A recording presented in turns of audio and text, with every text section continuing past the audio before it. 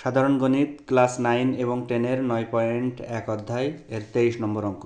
এখানে বলা হচ্ছে cosec minus cot A equal 4/3 হলে কোসেক এ প্লাস কট এ এর মান কত।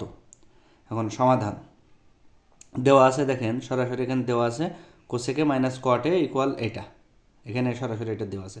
এখন আমরা একটা সূত্র জানি, 1 নম্বর সূত্র জানি আমরা কি,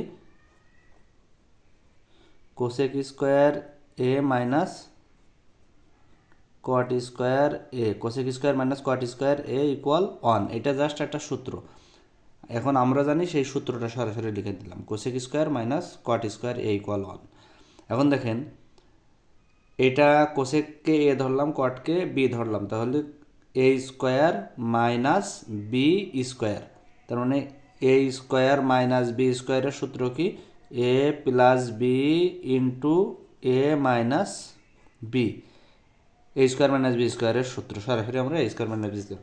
তার মানে কোসেক এ কে এ ধরলাম, এটাকে বি ধরলাম, তাহলে এ স্কোয়ার মাইনাস বি স্কোয়ারের সূত্র হচ্ছে এ প্লাস বি ইন্টু এ মাইনাস বি ইকুয়াল যা ছিল তাই।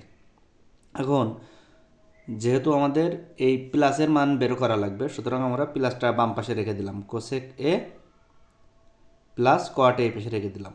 আর এটা যেহেতু গুণ সম্পর্কে আছে, সুতরাং অপর পাশে গেলে ভাগ হবে, cosec A minus cot A 1 by cosec A minus cot A. এখন cosec A plus cot A equal 1 করতে 1, আর এই কোসেক এ মাইনাস কট এ এর মান কত, 4/3, সেই 4/3 এখানে লিখলাম। লেখার পরে কোসেক এ প্লাস কট এ এখানে থাকলো, আর এখানে এই 4/3, এই 4টা উপরে ছিল, এটা নিচে ছিল, যেহেতু এটা মূল দাগ, যেহেতু ভাগ আকারে রয়েছে, এটা উল্টে যাবে, 3 উপরে চলে যাবে, 4 নিচে চলে আসবে, আর 1 এর সাথে গুণ করলে 3/4ই হয়। সুতরাং কোসেক এ যোগ কট এ ইকুয়াল 3/4, এটার মান নির্ণয় করা হয়ে গেল। এটা হলো এর মান, অ্যান্সার। ধন্যবাদ সকলকে।